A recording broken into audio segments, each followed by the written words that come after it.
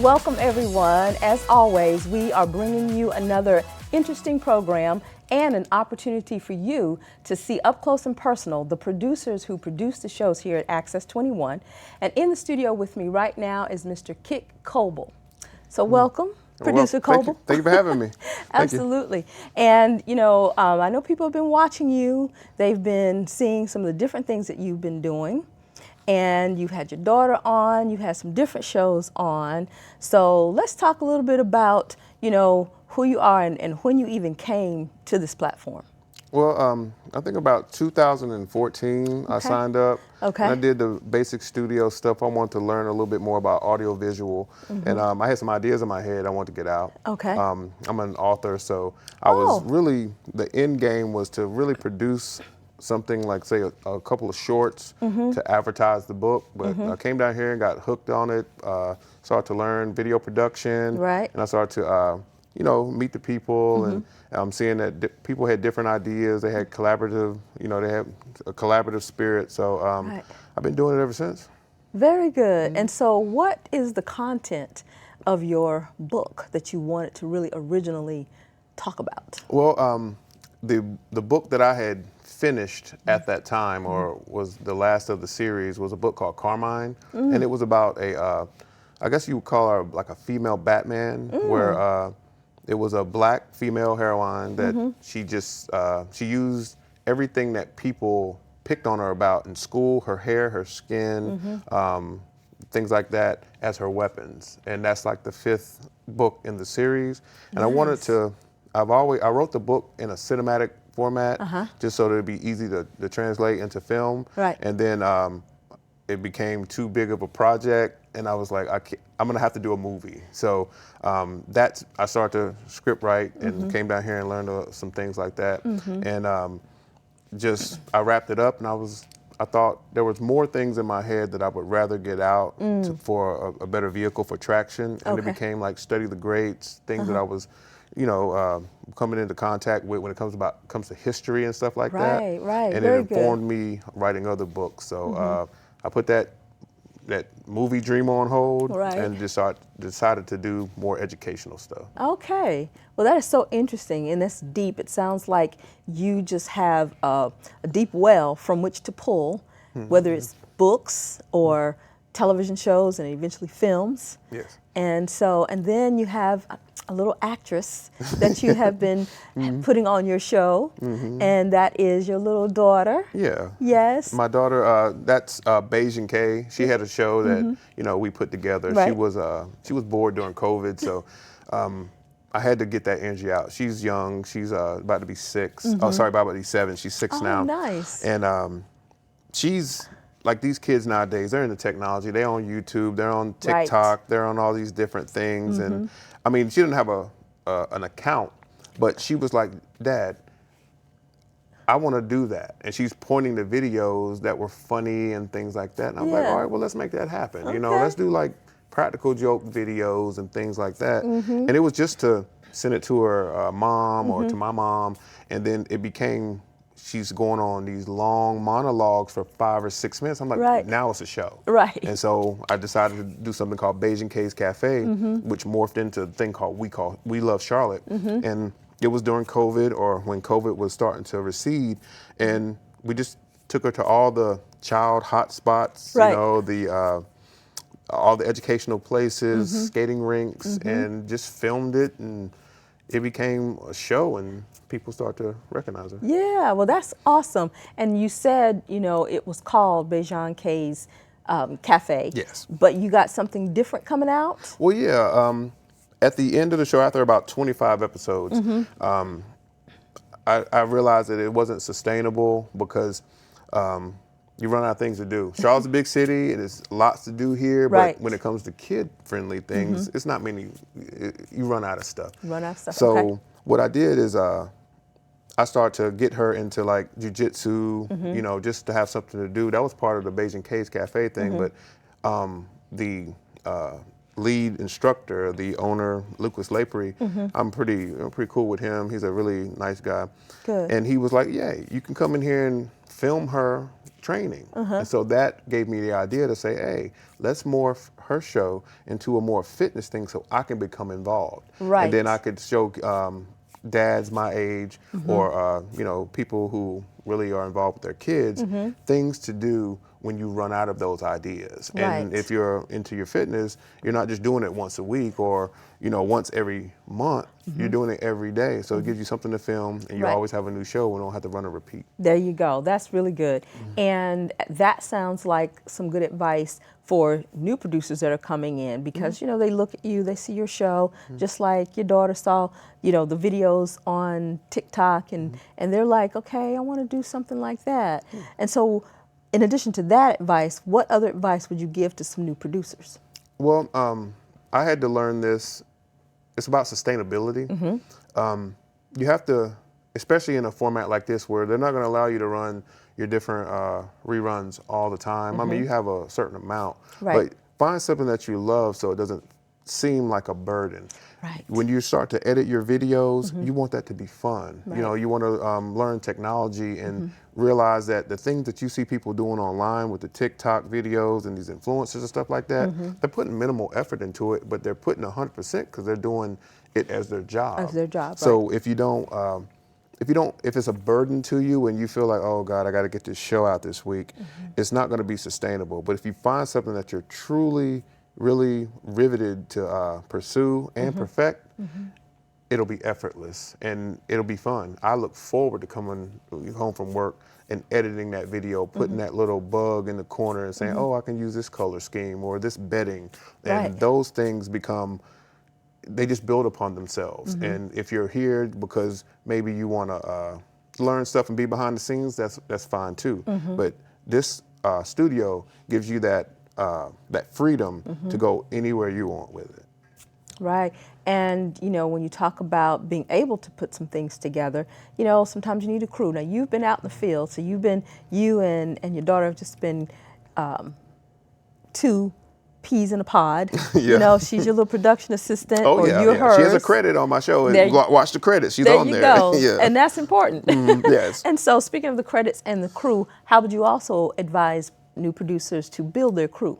Well, they have a good system here where you come in and you volunteer so you can get your credit, so you can get your accreditation to do that, like to be in the studio and control room, you know, cameras and things like that. And what I realized is that when I started the show, I would come in and volunteer on people's shows, and I was good in the control room. I knew how to adjust audio, make sure things didn't come out blaring. And then I was like, let me work on the areas that I'm not good at. And it was the cameras, making sure that I know if I'm zooming in or out, because people are going to notice everything. Oh boy, yes. And you have to perfect that. And then all of a sudden, if you want to do your own thing, you might start the production. But if you learn camera, you understand the 3-camera method, you understand lighting, backlighting. Right. When you go out in the field, it's even easier. Yes. You just got to learn the basics the old school way, and then you can employ those new school techniques. Absolutely, and that's such good advice, because, you know, sometimes people think you can just throw anything up.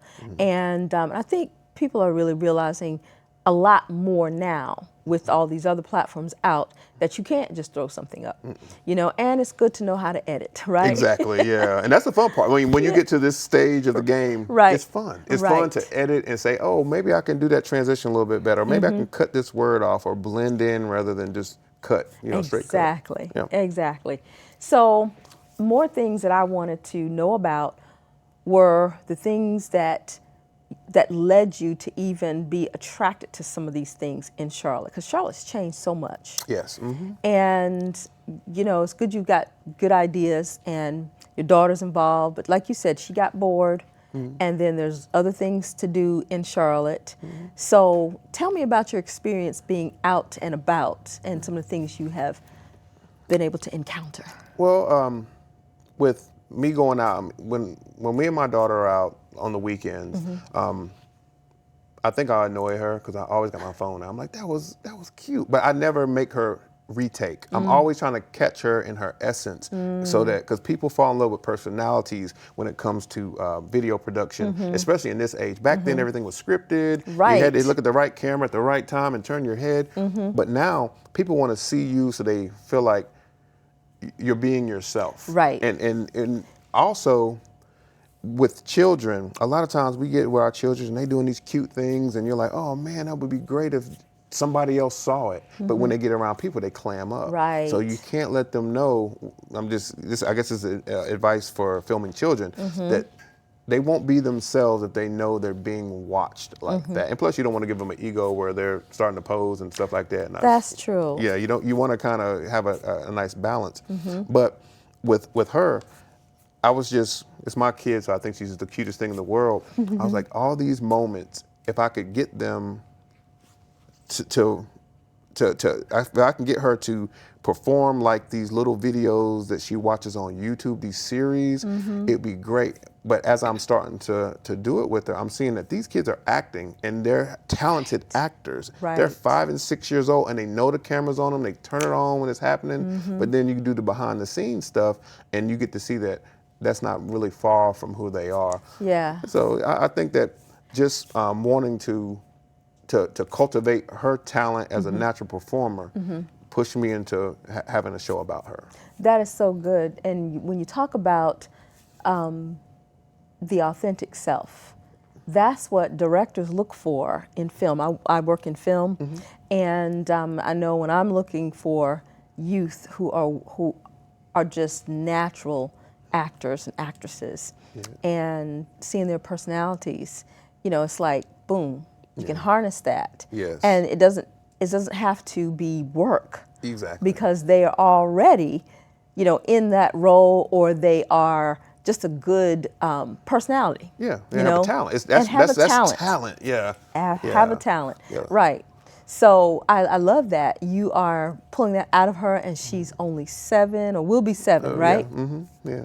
And so what are some more things that you want her to do and get involved in? Well, currently this time, she's a sentient being. She has her own opinions about things, and I just drop little seeds in her to make her to give her ideas of what to do. Science stuff, because the We Train mantra for us, it's not just physical, it's not just fitness, it's we train our minds, we train in decorum, manners, different things like that. Anything that you can train, I call it the infinity lessons. I teach her when I'm editing videos, I don't act like or assume that she can't grasp it, and I'll let her watch me edit, and then she'll come back and be like, oh Dad, I remember this, do you have to scrub this way to get to a certain point? She understands it because I speak in that language with her. Right. But it's just like the next phase in her development, and she suggested, now I'm letting her suggest it, is that she wants to dance. Well, yeah, she wants to dance, and I'm glad that I got to instill a couple of tough things in her so she can stand up to bullies and be strong and stuff. Good. But now I'm really enjoying watching her blossom into this young lady where she wants to do these really superb, supremely feminine things. Nice. She's not saying, I'm gonna be a tomboy to be like my daddy. Right. She's like, no, I want to learn to dance because it's graceful. You know what though, I think it sounds like to me that part of her growth and part of her evolution as a person comes from you being a girl dad. Yeah, I'm a girl dad. Yeah. I admit it, and it's a good thing. Yeah, and I tell my friends this, and they didn't believe me when she was on her way.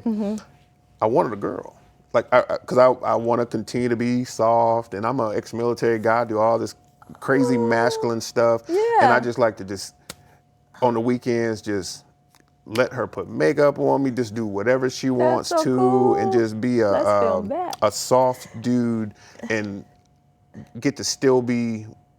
I don't have to get into that mode where I'm like, hey boy, don't cry, do this, be tough, stand up to bullies. Of course, I mean, girls and guys do that, but with me, I'm enjoying this girl dad, and I'm counting down the days until she stops listening to me.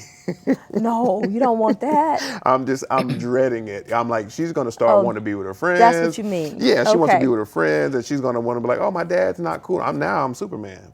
Pretty soon I'll be that old guy that just gives her money. No, don't say that. And because I thought you were saying you were counting down the days until she will go out and just be with her friends. Oh, I don't and want stuff. that I was to like, happen. right. That's I what I was don't like, want no, that. don't do that. But I believe she'll surprise you. She'll She surprise probably you will. because you're instilling some things into her right now that you at that formidable age. Yes. And we never forget that. My uncle was like that with me. Yeah. You know, I still remember the chant for his college, you know, because he would take me and put me on his shoulders and we would go to the games, Yeah. right? And so I love that. Yeah. And so that sounds like that's what you're doing with her. Yeah. And she will just cherish that. Yeah, I'm just showing her what I like. And now she's getting to show me what she likes. Yeah. And guess what? You can film what she likes. Exactly. You know? And I'm like, you don't even remember this, but look at this. Exactly. You know? Yeah. Look at this. These memories that have been captured here.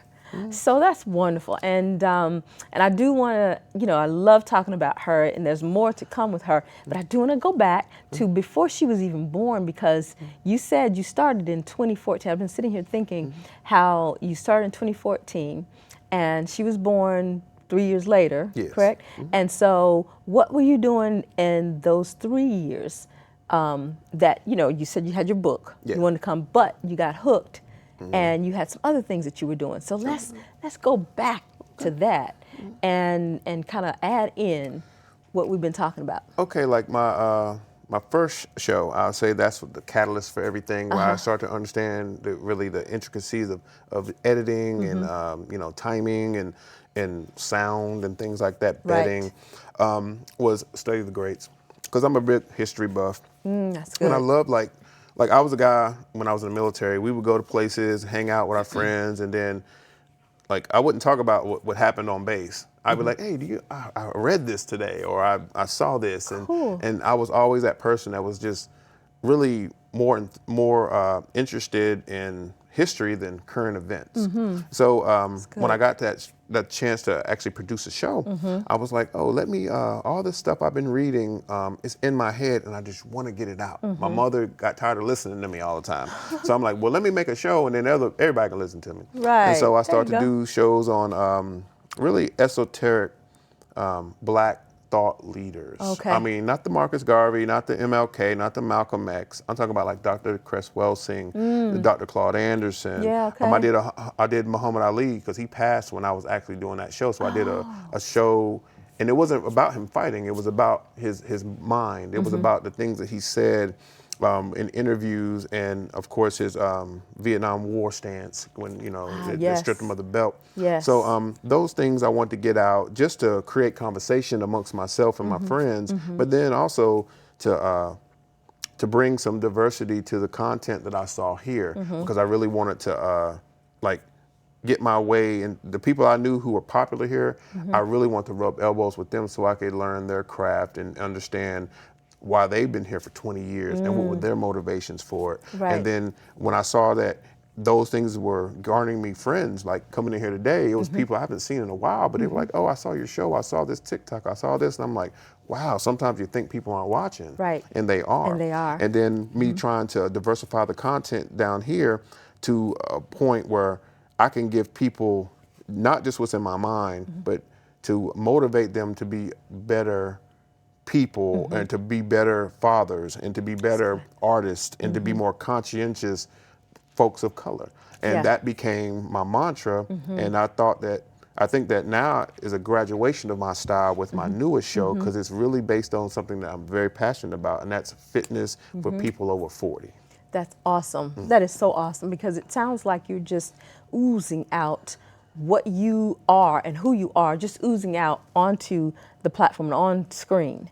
And it's a great evolution as well, because as I was saying about your daughter, you know, it's evolution as to who you are, and it's motivating to people, because as they watch you, they're also growing. Yes, and I would hope so. Yeah. That's my end goal, is for that. But also entwined in it is a legacy. I think that that's very important for Black folks to understand, and for us to push ourselves toward, is to have some kind of legacy and believe that when we're gone, a piece of us will still be our children, of course. But with my daughter, I've started this KLPC thing in '96 when I thought I wanted to be a musician. Oh. I didn't have a talent for it, and people didn't have the patience for my lack of talent. So, of course, I did other things. But it was called KLPC. Okay. And when she was born, lo and behold, I didn't plan this, but I named her after my grandmother who passed. That's the reason why I moved back in 2012. And her name is Lily Pearl Coble. Oh, okay. So I just named her Cadence, Lily Pearl Coble, and that's KLPC. So that's her initials. So as she gets older, it'll dawn on her that she's seen these letters all her life. Right. And she's like, wow, he planned for me before I was here. See? So it gives her a legacy. That sure does. That's really good. So I'm telling you, he's deep. He's deep. He's going through these layers, and that's an awesome thing. I just got a lot to get out of here. Well, Yeah. that's it. And you know what? I think it's so encouraging whenever you can get it out of yourself and show other people to get it out of themselves what's in here, instead of suppressing things and going to artificial things that are not even the answer, you know, and making sure that they hone their craft and be true to themselves and get out there and give this gift to the world that God has put in you. Yeah, and when I've done several interviews about here, and people here probably tired of me talking about it, but since I've been here for these it's been 9 years, wow. This last 9 years. Coming up on 10. Yeah, coming up on 10. Yeah. And what I've always wanted to convey to the youth, because I work in a youth center too, and I've always worked with children, teens, you know, people, that I understood where their aggression was coming from. I understood where their uncertainty about their future comes from. And it's because they have so much inside that they don't have a vehicle to express. Yeah. And so the KLPC, as I revamped it when I came back, it was geared toward explaining expression and how it intersects with our mental health as Black people. Because a lot of us, you know, we see the main entertainers or the main artists that we recognize in the Black community are usually like musicians or actors. We have great actors, and we have all these things, but some people don't have the opportunity or the means to put that out there to express themselves so they can decompress. That's right. And I think that when you let them know that you come from the same place you came from the street like they did, you've had tribulations, you had trials, and you've had, you know, really uncertain circumstances in your life, where you can always go back to, rather than go out in that street and trying to prove to everybody how tough you are and how mad you are, you can go to your house, use that computer for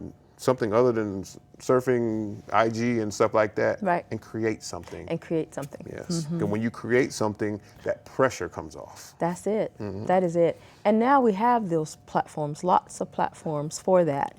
Are you using them in addition to TikTok? Yeah, What else TikTok do you- and IG. I deactivated Facebook. It just became a war of misinformed people. Yeah. So I couldn't stay on there, and I'm going to say this, is that it does wonders for your mental health to not be pulled in so many directions and these scatterbrained ideas of expression where a lot of people don't realize they're on Facebook for drama and to look into other people's lives and to argue with people, because you have an unlimited paragraphs that you can write to people. Right. These other platforms condense it, and they condense it, and they're like, look, get to the point, but don't argue. But You know what I'm don't saying? argue. But don't argue. And then you can cultivate, because if you've been on there for 15 years, you might not know that you got haters on there. You might got people that don't like you, might be sabotaging you. Exactly. Speaking of sabotage, because I was thinking about this, how a lot of people that I know need to come off Facebook because someone's taken their Facebook page. They've taken it over and locked them out. And so that's huge sabotage. And so for you to just come on off and say, you know, we're going to just let that rest a little bit. I've been thinking about that same thing. Yeah, it makes you feel better. Yeah. It does. It makes you feel a lot better. Yes, and you just don't know who you're dealing with. But I'm glad to hear, though, the other platforms that you're using for your daughter and making sure that you get other people involved.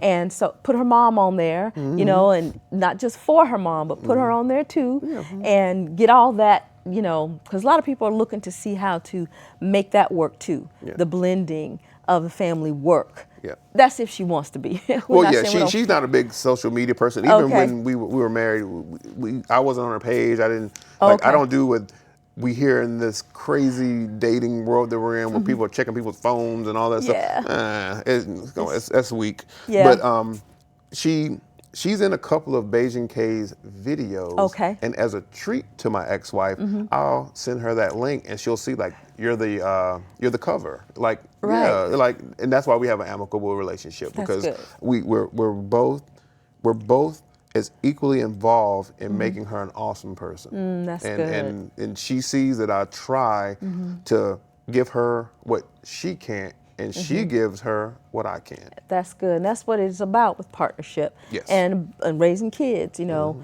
And so I don't have kids, but I have everybody else's kids. I love them. And everything that you're saying about how they grow and how they need to be nourished and nurtured in what they like to do, you know, we all need to pay attention to that, whether you have kids or not. Yes, you would do. Yeah. Yes. Because you're going to be influencing somebody's kids. Everybody influences somebody's children. That's true. Even in just passing. Right, even in just passing, because you know, just the other day I was at a store and this little boy his mother paid for them, but he was taking these balls out of the canister that it was in. He was throwing them up in the store and everything, and he was you know, more controlled or more calm than other kids. He wasn't throwing them across; he was throwing them up in the air, and he just had all these ideas. And so he was talking about Dr. King too, and the history, because he was saying something about relating what they had bought to history, to Dr. King, and I was like, this little fella, and he couldn't have been more than 5. Yeah. So they smart you know, today. They smart. Yes, they know are. A lot. Yeah. They I didn't are. think my daughter knew anything. I asked her this weekend about like, do you know why you're off on Monday? Because she didn't have school Monday. She's like, yeah, it's Dr. King. I'm like, what do you know about Dr. King? Well, he made it so that I can play with my friends and the people that don't look like me. And I thought it was never in her head that there was a difference. Yeah. But she does recognize the difference, but it doesn't affect her. It doesn't affect her. And then we went to, where did we go that day? We went to the skating rink. And after she had told me this on the way to the car, I'm looking at that little play area they have at this skating rink, and who's she playing with? This little white girl. They're having a great time. You know, I'm just watching from afar. They're taking turns. They're being nice. They're inviting other people to play with them. That's wonderful. Girls, of course, you know, they don't like boys. They don't want no boys playing with them. But I was like, wow, what she learned about Dr. King has really sunk in, because she understands it's a privilege because of what our ancestors went through, that she can play with this girl that looks different from her. That looks different from her. And as we're wrapping this up, one thing I want you to do is look at that camera and tell the viewers what time they can see you, what days and times they can see your programs. Yes, the show I have currently on CMPAC Channel 21 is KLPC Presents We Train, #fitness, and it's at Fridays at 8 a.m. and 6 p.m. Tune in, get fit. It's a great time, and we guarantee you'll have the results that you're looking for in a month. Perfect. Thank you so much for being here. Next time, bring Lil K. Yes, next time I will, I promise. All right, Yeah. thank you. All right. And you guys, thank you so much also for tuning in. And as Mr. Kik Coble said, tune into his show. And we also look forward to having you back on this one the next time. Have a good one.